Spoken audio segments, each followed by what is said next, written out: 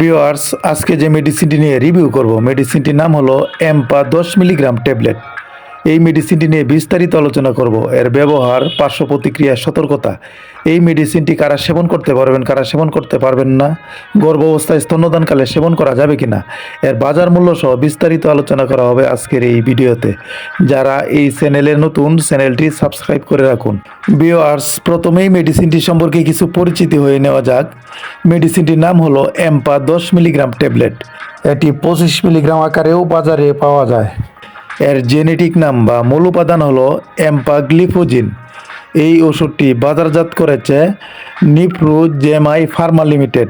এম্পা প্রতি piece 10 milligram ট্যাবলেটের দাম 25 টাকা। এক বক্সে 30টি ট্যাবলেট থাকে, 30টি ট্যাবলেটের দাম 750 টাকা।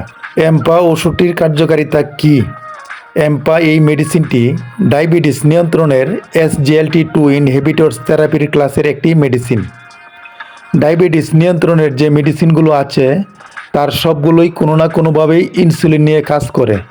যেমন কেউ ইনসুলিনের কার্যকারিতা কমে গেলে তা বাড়ায়, কারণ ইনসুলিন ব্লাড গ্লুকোজের লেভেল নিয়ন্ত্রণ রাখতে খুবই গুরুত্বপূর্ণ ভূমিকা পালন করে। কিন্তু SGLT2 ইনহিবিটরস থেরাপির ক্লাসের এই মেডিসিনগুলো অন্যান্য ডায়াবেটিস নিয়ন্ত্রণের মেডিসিনের তুলনায় সম্পূর্ণ আলাদাভাবেই কাজ করে। এই মেডিসিনটি রক্ত থেকে গ্লুকোজ প্রস্রাবের মাধ্যমে বের করে দেয়।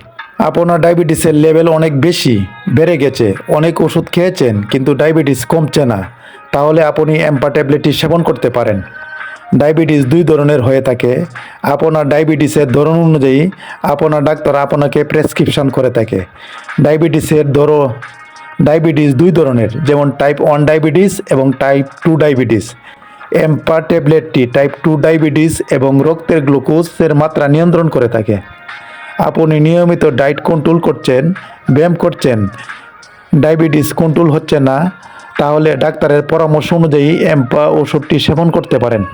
আরও যেসব ক্ষেত্রে এই ওষুধটি ডাক্তাররা দিয়ে থাকে, হার্ট ফেইলর অর্থাৎ হার্ট অ্যাটাকের ঝুঁকি রয়েছে অথবা হার্ট অ্যাটাক হয়েছে, সেই সকল রোগীদেরকে হার্টের ওষুধের পাশাপাশি এই ওষুধটি খাওয়ার পরামর্শ দিয়ে থাকে।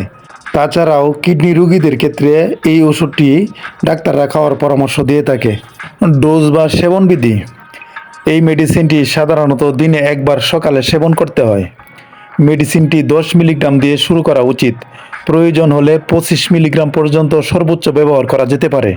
এই মেডিসিনটির পার্শ্ব প্রতিক্রিয়া: ইউরিনারি ট্র্যাক্ট ইনফেকশন বা প্রস্রাবের রাস্তায় ইনফেকশন, ঘন ঘন প্রস্রাব হওয়া, বমি বমি ভাব হওয়া, ঝিমুনি আসা, মুখ শুকিয়ে যাওয়া, মাথা ব্যথা ইত্যাদি হতে পারে। গর্ভাবস্থায় স্তন্যদানকালে এই ওষুধটিকে ব্যবহার করা যাবে না। বন্ধুরা, আজ এ পর্যন্তই। ওষুধের আরও নতুন নতুন ভিডিও পেতে চ্যানেলটি সাবস্ক্রাইব করে রাখুন।